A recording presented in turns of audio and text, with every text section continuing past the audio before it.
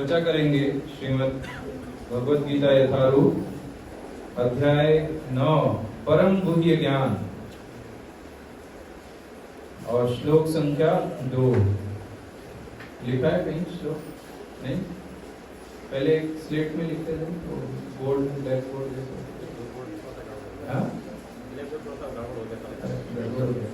चलो तो फिर मैं पढ़ लेता हूँ। राज विद्या राजगुह्यं पवित्रमिदमुत्तमं प्रत्यक्षावगमं धर्म्यं सुसुखं कर्तुमव्ययम्। इस श्लोक का अनुवाद एवं तात्पर्य कृष्ण कृपामूर्ति अभय चरणारविंद भक्ति वेदांत स्वामी श्रील प्रभुपाद के द्वारा किया गया है। श्रील प्रभुपाद हमारे इस्कॉन के संस्थापक आचार्य। अनुवाद: यह ज्ञान सभी विद्याओं का राजा है, जो समस्त रहस्यों में सर्वाधिक गोपनीय है। यह परम शुद्ध है और चूंकि यह आत्मा की प्रत्यक्ष अनुभूति कराने वाला है, अतः यह धर्म का सिद्धांत है। यह अविनाशी है और अत्यंत सुखपूर्वक संपन्न किया जाता है।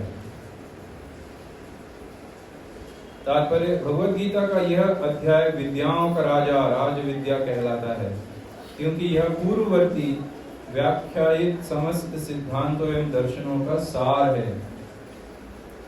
भारत के प्रमुख दार्शनिक गौतम, कणाद, कपिल, याज्ञवल्क्य, शांडिल्य तथा वैश्वानर हैं। सबसे अंत में श्रील व्यासदेव आते हैं, जो वेदांत सूत्र के लेखक हैं। अतः दर्शन या दिव्य ज्ञान के क्षेत्र में किसी प्रकार का अभाव नहीं। अब श्री भगवान कहते हैं कि यह नवम अध्याय ऐसे समस्त ज्ञान का राजा है। वह यह वेदाध्ययन से प्राप्त ज्ञान एवं विभिन्न दर्शनों का सार है। ऐसे यह गुह्यतमम है, क्योंकि गुह्य या दिव्य ज्ञान में आत्मा तथा शरीर के अंतर को जाना जाता है। समस्त गुह्य ज्ञान के इस राजा राज विद्या की पराकाष्ठा है भक्ति योग। सामान्यतः लोगों को इस गुह्य ज्ञान की शिक्षा नहीं मिलती, उन्हें बाह्य शिक्षा दी जाती है। जहाँ तक सामान्य शिक्षा का संबंध है, उसमें राजनीति, समाजशास्त्र, भौतिकी, रसायन शास्त्र, गणित, ज्योतिर्विज्ञान, इंजीनियरिंग आदि में मनुष्य व्यस्त रहते हैं। विश्व भर में ज्ञान के अनेक विभाग हैं और अनेक बड़े बड़े विश्वविद्यालय हैं, किंतु दुर्भाग्यवश कोई ऐसा विश्वविद्यालय या शैक्षणिक संस्थान नहीं है जहाँ आत्मविद्या की शिक्षा दी जाती हो। फिर भी आत्मा शरीर का सबसे महत्वपूर्ण अंग है। आत्मा के बिना शरीर महत्वहीन है। तो भी लोग आत्मा की चिंता न करके जीवन की शारीरिक आवश्यकताओं को अधिक महत्व प्रदान करते हैं।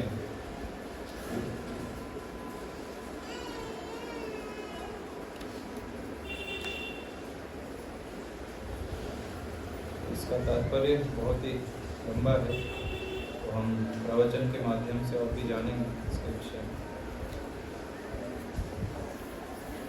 ओम अज्ञानतिमिरान्धस्य ज्ञानाञ्जनशलाकया चक्षुरुन्मीलितं येन तस्मै श्रीगुरवे नमः। श्रीचैतन्यमनोभीष्टं स्थापितं येन भूतले स्वयं रूपकदा मह्यं ददाति स्वपदान्तिकं।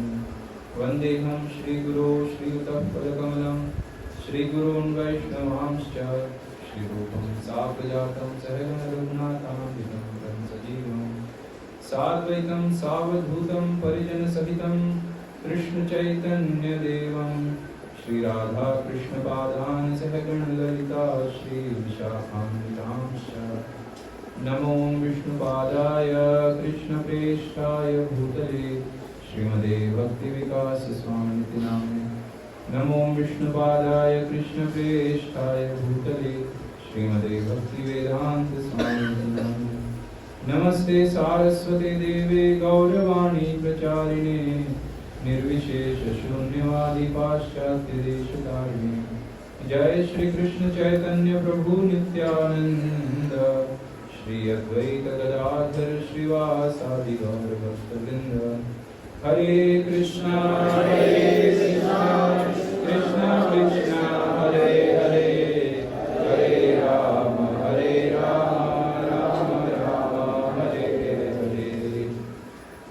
राज विद्या राजगुह्यं पवित्रमिदमुत्तमम् प्रत्यक्षावगमं धर्म्यं सुसुखं परतोमेरम्।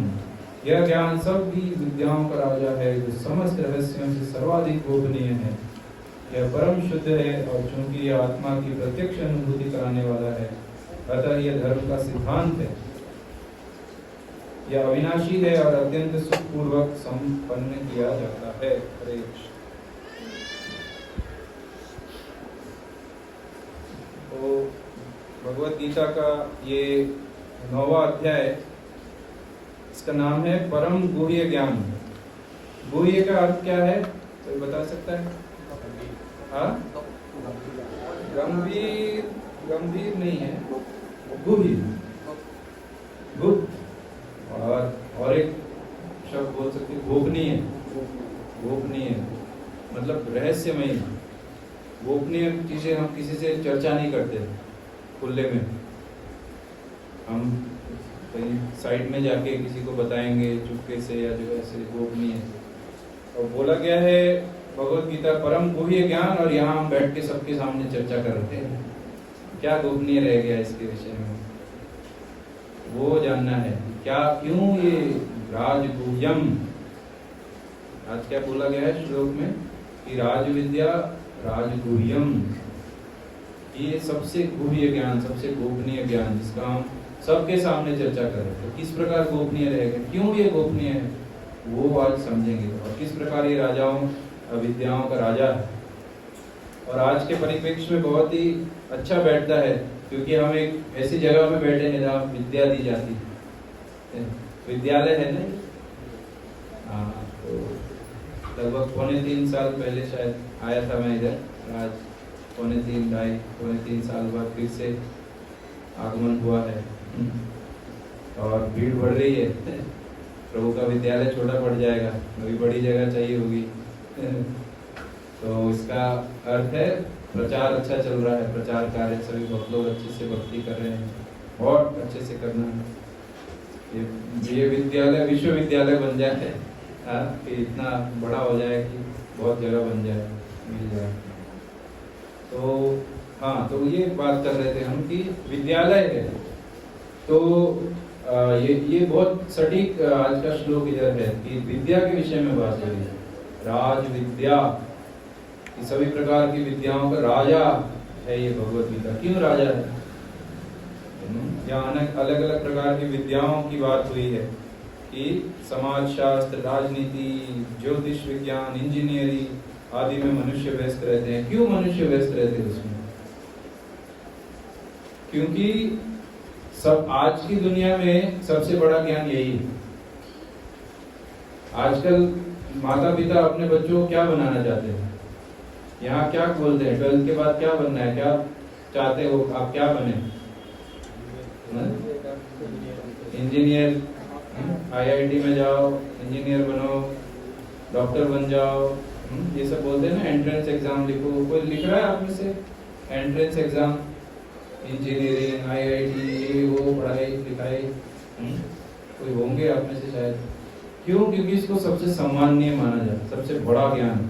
ओ इंजीनियर, अरे बाप रे, सबसे ज्ञानी व्यक्ति है, सबसे बुद्धिमान व्यक्ति है इंजीनियर। अरे डॉक्टर, अरे बहुत बड़ा आदमी है, सब कुछ जानता है। लेकिन जब आध्यात्मिक दृष्टि से देखा जाए तो सबसे निचले स्तर का ज्ञान है, सबसे निचले स्तर का। क्यों सबसे निचले स्तर का, अभी आप समझते हैं। चैतन्य महाप्रभु अपने पार्षद, चैतन्य महाप्रभु जो भगवान के अवतार 500 वर्ष पूर्व आए, जो स्वयं भगवान कृष्ण चैतन्य महाप्रभु के रूप में हमें भगवत प्रेम का शिक्षा देने आए। तो वे चैतन्य महाप्रभु जब अपने पार्षदों के साथ बात करते थे तो उनकी जो बात होती थी उनका केवल एक ही विषय होता था, वो था कृष्ण।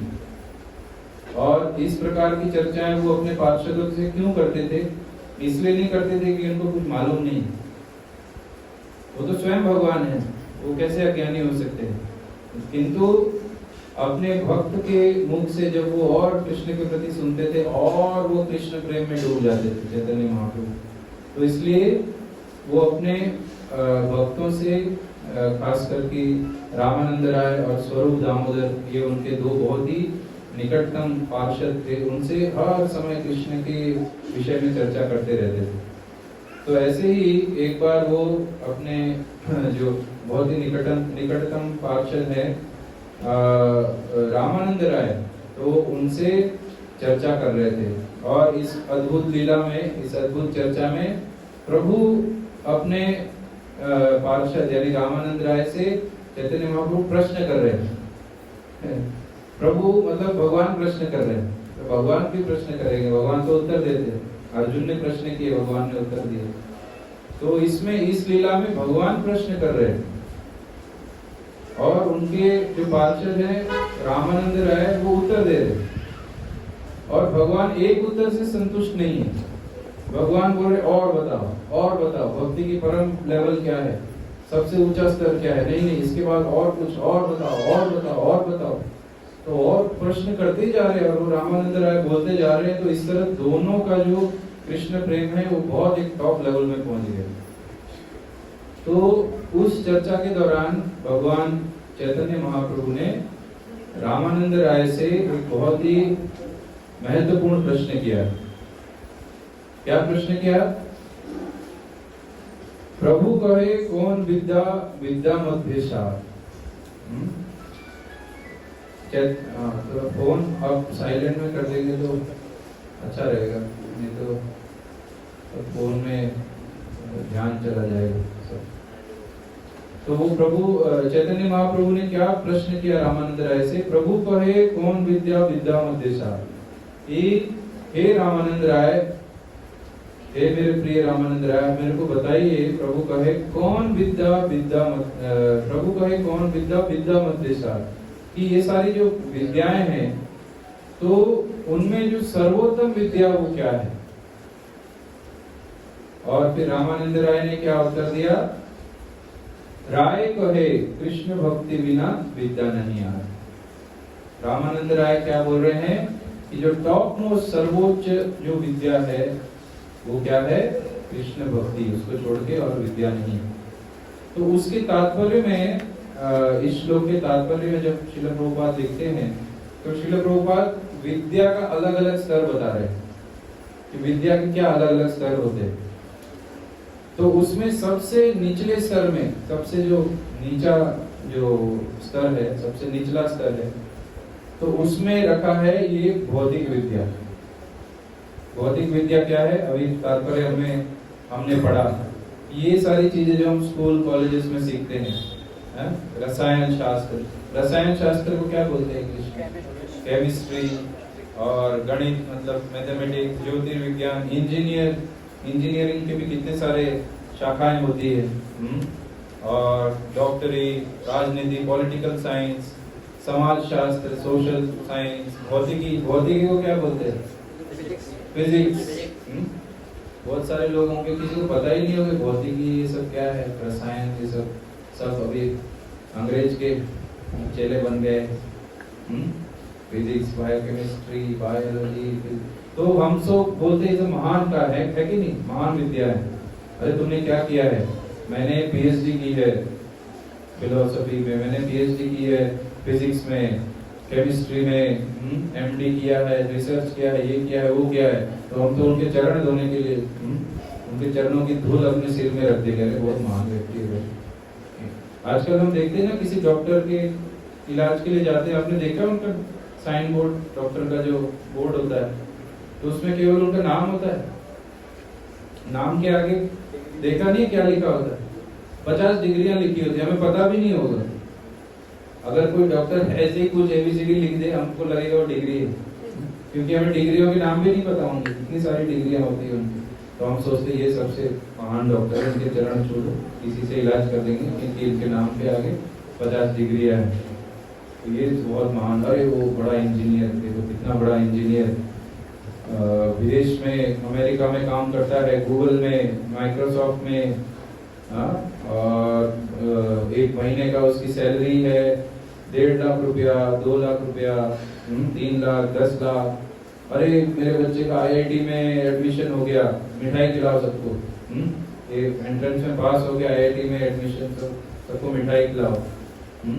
और इसका आईआईटी में इसको कॉलेज प्लेसमेंट हो गया। कॉलेज प्लेसमेंट मतलब कि जब कोई आईआईटी या ऐसे कुछ करते हैं तो कॉलेज में कुछ कंपनी आ जाती है लास्ट ईयर में, और वहीं से उनकी नौकरी लग जाती है। अभी खत्म भी नहीं होती पढ़ाई और उनको अरे मेरे बच्चे का 50 लाख पर एक साल में 60 लाख 1 करोड़, तो ये सब को बहुत महान माना जाता है, महान विद्या, इंजीनियरिंग और डॉक्टर, यार इतना बड़ा डॉक्टर बन गया, इतना बड़ा बिजनेसमैन बन गया, Indian institute of management IIM, ये सब सुना है आपने? IIM, IIT के साथ अभी दूसरा IIM।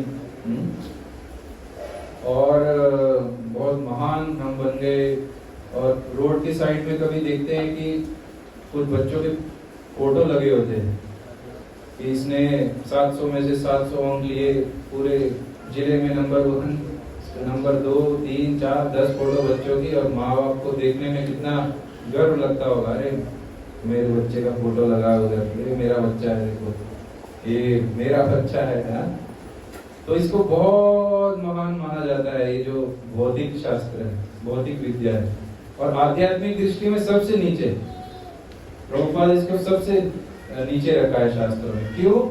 क्योंकि ये भौतिक जगत के बारे में जान के एक ही चीज होगा कि हम वो भौतिक जगत में ही रहेंगे, उसके बाहर नहीं जाएंगे। हम क्या बन जाएंगे? हम एक मेंढक बन जाएंगे, और उसका हमारा नाम क्या होगा? प्रोफेसर मेंढक, डॉक्टर मेंढक। मेंढक है लेकिन अच्छे से डॉक्टर बन गए हम। आपने सुना है ये कहानी डॉक्टर मेंढक? तो प्रभुपाद ये कहानी सुनाते हैं कि एक बार एक मेंढक, उसका वो डॉक्टर मतलब प्रोफेसर होता है, बहुत ज्ञानी मेंढक, वो जिस कुएं में रहता था तो उस कुएं के विषय में उसको सभी जानकारी प्राप्त थी कि इस कुएं का तापमान कितना है, इस कुएं में कितना जल है, इस कुएं में और कितने अलग अलग प्राणी पाए जाते हैं, इस कुएं का पूरा ये जो गोलाई कितनी है, इस कुएं को किस पत्थर से बनाया गया है, और कितने मेंढक रहते हैं इधर, और क्या क्या पाया जाता है इधर, खाने पीने की वस्तुएं, और बहुत पूरा एकदम A to Z उसको ये कुएं की जानकारी थी। इसलिए उसका नाम क्या था? डॉक्टर मेंढक, प्रोफेसर मेंढक। तो बहुत अपने आप को गर्वित समझता था कि मैं इस दुनिया, मैं इस जगह, उसके लिए वही दुनिया, उसके लिए वो कुआं ही दुनिया, मैं यहाँ का सबसे टॉप मोस्ट, सबसे बुद्धिशाली व्यक्ति हूँ, डॉक्टर मेंढक। तो एक दिन उसका दोस्त मेंढक वो बाहर से आया, कुएं के बाहर से, और फिर डॉक्टर मेंढक ने उसको अपने घर में आमंत्रण दिया, मतलब कुएं में आमंत्रण दिया कि आओ। और फिर बातचीत कर रहे थे, बोले कैसे आना हुआ, कहाँ से आना हुआ? तो उसका दोस्त ने बोला कि मैं तो कहाँ से आ रहा हूँ, तुम विश्वास ही नहीं करोगे। बोले कहाँ से आ रहे हो? बोले मैं एक ऐसी जगह से आ रहा हूँ जहाँ एक विशाल एक जल का समूह है, मतलब बहुत विशाल, बहुत जल है।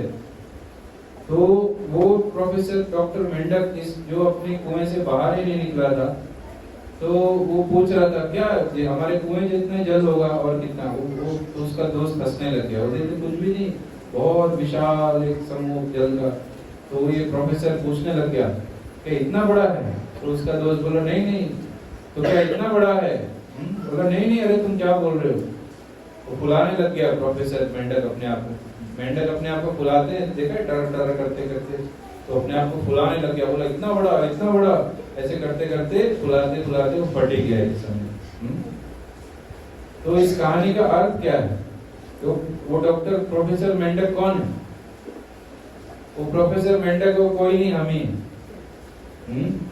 क्यों? क्योंकि वो डॉक्टर मेंढक को कुएं के बारे में सब जानकारी थी, एकदम टॉप मोस्ट विद्वान था वो। लेकिन कुएं के बाहर भी एक जिंदगी है, कुएं के बाहर बहुत कुछ है, उसको कुछ नहीं पता, जीरो, एक बड़ा सा शून्य बोलता है। उसका दोस्त आया था समुद्र से, समुद्र के पास से, इसलिए बोल रहा था अरे बाप रे इतना बड़ा विशाल जल समूह। और ये जिसने कुएं से कभी बाहर कदम नहीं रखा है डॉक्टर, उसके लिए वो कुआं ही सब कुछ है, क्योंकि वो उसके विषय में सब जानता है और बोलता है कि मेरे को सब पता है। तो उसी तरह हम वो कुएं के मेंढक हैं। हम सोचते हैं कि हम बहुत बड़े एमडी एमटेक ये सब इंजीनियर बन गए हैं, हमको इंजीनियरिंग का सब पता है। हम डॉक्टर बन गए, हमको डॉक्टरी का सब पता है। हम ये बन गए हैं, हमको इस विषय में सब पता है। हम ये बन गए, सब पता है। तो हम लोग उसमें बहुत गर्व करते हैं, बहुत गर्व करते हैं कि अरे हम ज्ञानी। लेकिन जो भी हमारी जानकारी है वो इस भौतिक जगत तक ही सीमित है। इसके बाहर का हमें आइडिया ही नहीं कि इसके बाहर क्या जगत है। और ये जो भौतिक जगत है ये किस प्रकार बताया गया है शास्त्रों में कि एक बाल्टी, बड़ी सी बाल्टी होती है ना, तो उस बाल्टी को भर के यदि हम सरसों के दाने रख दें उसमें, एक बाल्टी, बड़ी सी बाल्टी भर के उसमें सरसों के दाने रख दे, तो वो एक सरसों का दाना जो है वो एक ब्रह्मांड की तरह है इस सृष्टि में। वो ऐसे असंख्य करोड़ करोड़ करोड़ ब्रह्मांड है। तो उस एक सरसों के जैसे दाने के एक ब्रह्मांड में हम रह रहे हैं। और उस ब्रह्मांड में भी ऐसा नहीं कि सिर्फ पृथ्वी है, ब्रह्मांड में अनेक अनेक ग्रह, हमको तो मालूम भी नहीं। जितनी हमारी दृष्टि जाती है उतना हम देख के बोलते हैं 8 ग्रह है, 9 ग्रह है, कभी 9 हो जाते हैं, कभी 8 हो जाते हैं, फिर 9 हो जाते हैं। तो इस तरह हमारी बुद्धि काम करती है, कुछ पता ही नहीं क्या है, जो दिखता है उसी में विश्वास कर रहे हैं। हमारी इंद्रियां अपूर्ण है, हमें पता ही। तो असंख्य ब्रह्मांडों में से एक ब्रह्मांड में हम रहते हैं, उसमें भी अनेक ग्रह हैं। उसमें से एक छोटा ग्रह पृथ्वी है, पृथ्वी में अनेक सारे देश हैं। तो उसमें भारत है, और उसमें ये मध्य प्रदेश, यहाँ बावे में बैठ के हम सोच रहे हैं कि हम बहुत बड़े विद्वान हैं। तो हमारी विद्या कुछ भी नहीं, ये इंजीनियरिंग, डॉक्टर, ये सबसे निचली स्तर की विद्या है। और यदि हम सोचे कि यही सब कुछ है तो हम गलत है। क्यों? ये एक काम करेगी बस, ये हमारा पेट भरने के लिए काफी है विद्या। जो विद्या पशु को चाहिए ही नहीं। हमने कभी सुना है कि IIT का, इंडियन इंस्टीट्यूट ऑफ टेक्नोलॉजी, तो वो कौन करते हैं? मनुष्य ही करते हैं ना। कभी हमने देखा IIT में कोई कुत्ता जा रहा है बैग वैग लगा के, चश्मा पहन के, कोई कुत्ता IIT का कोर्स करने आया है? सुना है हमने? या कोई कुत्तों का अलग से कॉलेज होता है, इंडियन इंस्टीट्यूट फॉर डॉग्स? क्या कुत्ते का कोई इंस्टीट्यूट होता है? नहीं। तो कुत्ते का पेट नहीं भर रहा है वो। कुत्ता अपना पेट भरता है कि नहीं? तो उसने तो कोई इंजीनियरिंग नहीं की, उसने कुछ नहीं किया, वो तो अपना पेट ऐसे ही भर रहा है। तो पेट भरने के लिए भगवान ने सब व्यवस्था की है सबके लिए। एक चींटी को भी देते हैं भगवान, एक हाथी को भी देते हैं। हाथी का कितना खाना होता है, रोज का टन टन वो घास खा लेता है, तो कितने सारे हाथी हैं। लेकिन हमें अच्छे से खाने के लिए क्या करना पड़ता है? बचपन से UKG, प्री KG, पता नहीं क्या क्या, प्री स्कूल आजकल कुछ शुरू हो गया है, और 12वीं तक क्लास, फिर ग्रेजुएशन, पोस्ट ग्रेजुएशन, IIT, ये वो पढ़ाई, कोचिंग, डॉक्टरी, ये वो कर करके PhD, पता नहीं सारी उम्र इसी में चली जाती है। और अंततः करते क्या है? हीरे मोती खाते हैं क्या? आज तुम्हारे लंच में क्या है? आज मेरे लंच में हीरे खाए मैंने। आज मैंने सोना चांदी खाया, ऐसे कोई बोलेगा? इतना सब करके क्या खाते हैं? वो चपाती, वही दाल, वो भी नहीं खा पाते, बीमारी हो जाती है। तो ये जो भौतिक शिक्षा है उसको सबसे निचले स्तर में रखा गया है। क्यों? क्योंकि ये हमको इस भौतिक जगत में बांधे रखती है। तो ये बहुत डेंजरस विद्या है। क्यों? क्योंकि इससे जब आकर्षण हो जाता है, जब यही हम जीवन का इसको सार समझते हैं भौतिक चीज को, तो क्या है, हम इस दुनिया के, मतलब हम इस कुएं के जहां हम रह रहे हैं उसके बाहर कितना विशाल एक आध्यात्मिक जगत है, उसके विषय में सोच ही नहीं सकते। और उसके विषय में कोई बोलते हैं तो हम सोचते पागल। ऐसे कोई बहुत लोग प्रचार करते हैं कि आध्यात्मिक जगत है या नरक लोक है, तो लोगों, सामान्यतः लोग क्या बोलते हैं? अरे ये नरक स्वर्ग बस कहने की बात है, यही नरक है, यही स्वर्ग है, ऐसे ऐसे बोलते हैं। मतलब वो सोच भी नहीं सकते कि ऐसी दुनियाएं एग्जिस्ट करती हैं। क्यों? बुद्धि सीमित हो गई ये सब पढ़ाई कर करके। तो इसलिए विद्या है, भौतिक विद्या है, लेकिन वो डेंजरस है। क्यों? क्योंकि वो हमें इसी जगत तक बांधे रखती है। तो उसके बाद जो विद्या आती है उसको बोलते हैं ब्रह्म विद्या। ब्रह्म विद्या क्या होती है? वो विद्या जो हमें इस भौतिक जगत से बाहर तो ले आती है, लेकिन हमारे अंतिम गंतव्य स्थान तक नहीं पहुंचाती। तो वो कहाँ हमें छोड़ देती है? वो हमें जो ब्रह्म ज्योति है, भगवान की शरीर से निकलने वाली आभा है, जो पूर्ण रूप से आनंदमयी है, तो उसमें हमको छोड़ देती है और हम वहीं आनंद पाते हैं। और उससे आगे क्या होता है उसके विषय में नहीं सोचते। फिर तीसरे नंबर पे जो विद्या आती है उसको बोला गया है विष्णु भक्ति। विष्णु भक्ति मतलब कि और हम भगवान विष्णु की भक्ति, जैसे श्री वैष्णव संप्रदाय दक्षिण भारत में लोग करते हैं, तो वो उनके लिए सर्वोच्च कौन है? लक्ष्मी नारायण की पूजा। तो वो लक्ष्मी नारायण को सर्वोच्च मान के उनकी यथोचित पूजा करते हैं और फिर वो कहाँ जाते हैं? वो वैकुंठ धाम को प्राप्त होते हैं। तो वैकुंठ धाम भी एक सर्वोत्तम धाम है, जहां से हमको एक बार चले गए तो वापस नहीं आना पड़ेगा। किंतु यहाँ जो इस श्लोक में रामानंद राय क्या बोल रहे हैं? कृष्ण भक्ति जो है, कृष्ण भक्ति बिना विद्या नहीं आ। सर्वोच्च स्थान उन्होंने किसका रखा है? कि जो कृष्ण भक्ति को जानता है, जो कृष्ण के धाम जाता है, जो गोलोक वृंदावन जाता है, तो कैसे जाना है? वो विद्या सर्वोपरि। किस प्रकार हमको इस मनुष्य जीवन का को यूटिलाइज करके, इसका यूज करके हमको कृष्ण के धाम यानी गोलोक वृंदावन जाना है, वो सर्वोच्च विद्या है। चाहे उसके लिए कोई अनपढ़ हो, किसी ने पढ़ाई नहीं की हो, लेकिन यदि वो ये विद्या जानता है तो वो सर्वोत्तम विद्या है। उसको छोड़ के बाकी सब विद्या गौण है, उनका कोई औचित्य नहीं, कोई यूज नहीं, वो हमारी मदद नहीं करेगी। इतनी सब विद्या पाकर भी हमारा जीवन पशु में हो गया तो हमारे जीवन के अंत में हम एक पशु योनि हमें मिलेगी। तो क्या फायदा हो गया इतनी पढ़ाई लिखाई कर? और जीवन के अंत में पशु जीवन नहीं मिलेगा। इतनी सारी पढ़ाई करके इसी जीवन में बहुत लोग पशु जैसा जीवन होता है।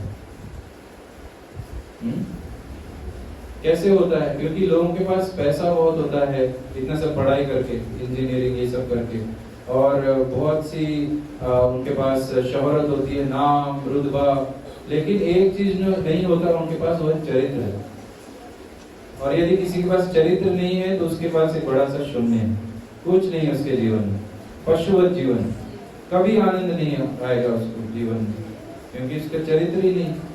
तो ऐसे लोग क्या है, इतना पैसा कमाते हैं, सब कुछ करते हैं, लेकिन जीवन का लक्ष्य नहीं पता, इसलिए वो आनंद ही नहीं उठा पाते इतने पैसों का। जब हम कभी कभी अपने कई लड़के आते हैं हमारे यूथ क्लासेस में, तो उनको हम एक वीडियो दिखाते हैं। अभी भी हम वो वीडियो यूट्यूब या कहीं हमें मिल जाएगा। एक लड़के की वीडियो है, उसने बहुत बड़ी आईआईटी से उसने शिक्षा हासिल की, आईआईटी या आईआईएम से, फिर उसका प्लेसमेंट हुआ, बहुत बड़ी उसकी नौकरी मिली, बहुत पैसे कमाए उसने, बहुत अमीर बना, बहुत सक्सेसफुल तथाकथित सफल व्यक्ति बना। और फिर इस वीडियो में क्या दिखा रहे हैं कि वो वीडियो में वो ताज होटल, ताज है ना, ताज होटल जो मुंबई का एक बहुत बड़ा नामी गिरामी जो होटल है, तो उसके सबसे महंगे रूम से वो वीडियो बना रहा था। लाइव वीडियो होता है ना आजकल, फेसबुक लाइव कैसे कुछ का लाइव वीडियो, तो वो वीडियो बना रहा है और सबको दिखा रहा है कि मैं इस होटल ताज के सबसे महंगे रूम में हूँ, और हाथ में उसके सिगरेट था, एक हाथ में सिगरेट, एक हाथ में मोबाइल, और सामने शराब पड़ी, और वो बोल रहा है कि मैं सबसे महंगे रूम में हूँ। ये फिर अपनी शराब की बोतल दिखा रहा है कि ये यहाँ की सबसे महंगी वाइन है, मतलब यहाँ की सबसे महंगी शराब है, मैं वो पी रहा हूँ। और फिर वो कुछ खाना उसने ऑर्डर किया होता है, वो उस होटल की सबसे महंगी डिश होती है, सबसे महंगा खाना होता है उस होटल का, और वो खा रहा होता है। तो मतलब दिखा रहा होता है कि देखो मेरे पास कितना ऐश्वर्य है, लाइव चल रहा है वीडियो। तो तभी वो खिड़की थी, मतलब वो बहुत ऊपर था, किसी 5वें 6ठे या पता नहीं कौन से माले में, तो बहुत ऊपर था, खिड़की के पास दिख गया और अपने दोस्तों को अंग्रेजी में बोल रहा है, इसका हिंदी अनुवाद है कि बाय बाय दोस्तों, मिलते हैं दूसरी जगत में। ऐसे बोल के वो खिड़की जहाँ खड़ा था उससे छलांग मार के उसने आत्महत्या कर ली। लाइव वीडियो चल, अभी भी देख सकते हैं आप, वो होगा। तो इतना बड़ा व्यक्ति, इतना बड़ा सक्सेसफुल, सफल, ये वो, पैसा, नाम, शोहरत, ताज होटल, महंगा खाना, महंगा सब कुछ, ये क्यों कूद गया? वो पागल था कि मूर्ख था? क्यों कूद गया? मतलब इतना सब कुछ होते हुए भी एक चीज उसके पास नहीं थी। क्या थी? शांति, सुख नहीं था जीवन में, कूद गया उधर से। तो ये है जड़ विद्या, भौतिक विद्या, जिसके पीछे हम पागल है। अपने बच्चों को इंजीनियर बनना है, तुझे डॉक्टर बनना है, पढ़ पढ़ पढ़, ये कर वो कर। कभी हमने बोला है, इस तरह डांटा है अपने बच्चों को कि तुझे भक्ति करनी है, तुझे भक्त बनना है, बन बन भक्त बन? ऐसे नहीं डांटते, बोलते तुझे ये करना है, इंजीनियर, ये वो। उल्टा कोई भक्ति करने लगता है, भक्ति तो हम डांटते हैं अपने बच्चों को, मत करो, मत जाओ उधर प्रोग्राम में, बाद में बड़े होने पर करना, अभी मत करो, अभी तुम बच्चे हो। तो इस तरह इस भौतिक विद्या से हम नाश कर रहे हैं अपने बच्चों का। और यहाँ तात्पर्य प्रभुपाद लिखते हैं कि किसी भी जो आधुनिक शैक्षणिक संस्थान है, तो वहाँ ये विद्या, राज विद्या जो है, राज्य विद्या क्या है? भगवत गीता का गुह्य ज्ञान। और गुह्य ज्ञान क्यों है? जैसे मैंने बोला था, तो तात्पर्य में लिख रहे हैं गुह्य ज्ञान क्योंकि ये हमें आत्मा और शरीर के अंतर को बताता है। तो ऐसा ज्ञान कौन से यूनिवर्सिटी में दिया जाए? श्रील प्रभुपाद अमेरिका की सबसे बड़ी यूनिवर्सिटी, जिसको Massachusetts institute of technology, MIT बोलते हैं उसको, MIT। तो MIT में उनको प्रवचन, लेक्चर देने के लिए बुलाया गया। तो श्रील प्रभुपाद MIT में गए, उन्होंने ये प्रश्न पूछा कि आपके यहाँ MIT है, आपके यहाँ ऑक्सफोर्ड है, आपके यहाँ कैम्ब्रिज है, और इतनी बड़ी बड़ी यूनिवर्सिटीज हैं, कौन सी ऐसी यूनिवर्सिटी, महाविद्यालय, विश्वविद्यालय आपके इधर अमेरिका में है जहाँ ये टॉप मोस्ट ज्ञान दिया जाता हो आत्मा के विषय में?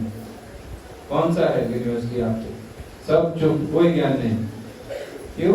क्योंकि दुनिया की बड़ी से बड़ी यूनिवर्सिटी हमें बड़ा से बड़ा गधा बनाने में हमें मदद करती है। गधा क्यों बोल रहा हूँ? क्योंकि भक्ति विनोद ठाकुर बोल, मैं नहीं बोल रहा। आपको लगे कि आप गधा बोल रहे, भक्ति विनोद ठाकुर बोल रहे कि जड़ विद्या जो तो माया वैभव तुम्हारा भजन बाधा। जड़, भक्ति विनोद ठाकुर क्या बोल रहे हैं? जड़ विद्या, ये सब जो विद्याएं हम बोलते हैं करेंगे, अपने बच्चों को पढ़ाएंगे, ये वो सब माया वैभव, ये सब माया का वैभव है, माया के एजेंट है, चाल है। तुम्हारा भजन बाधा, ये भगवान की भक्ति नहीं करने देते हमें। कोई व्यक्ति बहुत बड़ा इंजीनियरिंग, डॉक्टर, बहुत पैसे आ गए, तो भक्ति क्यों करेगा? उसको भक्ति से कुछ लेना देना नहीं है। पूरी जिंदगी नास्तिकता वो पड़ी है, नास्तिकता और नास्तिक बन जाएगा। इसलिए तुम्हारा भजन है बाधा, ये सब बाधाएं हैं। मोह जन्मिया अनित्य संसारे जीव के कराए गाधा। भक्ति विनोद ठाकुर बोल रहे हैं कि ये क्या करता है? ये ज्ञान मोह बनाता है। मोह मतलब कि मैं इतना बड़ा डॉक्टर, मैं इतना बड़ा इंजीनियर, ये मेरा घर, ये मेरे बीवी बच्चे, तो इस तरह मोह जन्मता है। अनित्य संसार है, इस अनित्य संसार जब सब खत्म होने वाला, उसकी डिग्री खत्म हो जाएगी, उसका ये बड़ा घर समाप्त हो जाएगा, उसके माता पिता, नौकर चाकर, भाई बहन, बच्चे सब खत्म हो जाएंगे, कोई नित्य नहीं। लेकिन क्या होता है? जीव के कराए गाधा। लेकिन इन सब को पालन पोषण और आराम से रहने के लिए गधा बनकर हम गधा मजदूरी कर रहे हैं इस मनुष्य जीवन में। तो उसलिए मिला है क्या? तो ये हमें समझना पड़ेगा कि वास्तविक ज्ञान है क्या, क्या ज्ञान पाने के लिए हमने मनुष्य जीवन लिया है। क्या इंजीनियरिंग पढ़ रहे, बहुत पैसा, एक दिन मर गए, क्या इसलिए ही मनुष्य जीवन मिला है कि कुछ दिन जी रहे हैं, पैसा कमा रहे, खा रहे, पी रहे, और एक दिन मर गए? ये तो जानवरों का जीवन है ना। एक दिन आता है जानवर, बच्चा होता है, खेलता है, कुत्ता बिल्ली ये सब होते हैं ना, कितने सुंदर लगते हैं। आज तो मारे थे छोटे छोटे गधे, उसके गधे के बच्चे भी कितने सुंदर लग रहे थे बचपन में। तो बचपन में सभी सुंदर ही लगते हैं। तो बचपन है, फिर स्कूल में गया, खेला, थोड़ा बड़ा हुआ, पढ़ाई लिखाई की, फिर शादी हो गई, बच्चे हुए, बूढ़ा हो गया और एक दिन मर गया। तो ये क्या जीवन हुआ? कुछ पता ही नहीं चला क्या जीवन का अर्थ है, ऐसे चला गया पशुओं की तरह। तो वो कोई ज्ञान नहीं है। ज्ञान क्या है? राज विद्या। राज विद्या मतलब कि हमें सबसे पहले समझना है कि विद्या ज्ञान होता क्या है। तो ये भगवत गीता हमें समझाती है, इसलिए ये ज्ञान का राजा है। भगवत गीता की शुरुआत मतलब सबसे बेसिक, सबसे मूलभूत शिक्षा क्या है कि हम ये शरीर नहीं, हम आत्मा है। सबसे शुरुआत में भगवान ने जब अर्जुन को बोला कि तुम्हारा दुख क्यों है, भगवान ने उनको बोला न जायते मृते वा कदाचिन, ये सारी उनको शिक्षाएं दी है। अर्जुन समझो कि हम शरीर नहीं, ये आत्मा है। तो ये सबसे बुरी ज्ञान। फिर क्या होता है? सुसुखम कर्तुम अव्ययम, कि एक बार हमें जब ये ज्ञान पता चल जाता है भगवत गीता का, और हमें पता लग जाता है कि हमें आत्मा है, हम ये शरीर नहीं है, तो हमारी सारी गतिविधियां जो है तो वो किस पे बेस्ड हो जाती हैं? आत्मा पे आधारित होती है। तो इसलिए हम खुद को ये शरीर नहीं मानते, इसलिए हम सब समय निश्चित, हम सब समय सुखी रहते, संतुष्ट रहते। लेकिन अभी जो हमारी बद्धावस्था है, हम खुद को ये शरीर मानते हैं, इसलिए सुबह नींद से उठने से ही हमारा टेंशन शुरू हो जाता है। क्यों? क्योंकि मेरे फोन में मैसेज नहीं आए। सुबह सुबह देखते हैं सब कितने मैसेज आए, अरे किसी ने मेरे को मैसेज नहीं किया, किसी ने मेरे को फेसबुक में मैसेज नहीं किया, किसी ने मेरे फोटो लाइक नहीं की, अरे कोई मेरे बारे में सोचता ही नहीं है। चलो मैं आज अच्छा सा ये बाल संवार के मेकअप करके जाता हूँ स्कूल, कॉलेज, जॉब, तो सब मेरे को ही देखेंगे। कितना मेहनत करते हैं, कौन पूछता है? कोई पूछता ही नहीं।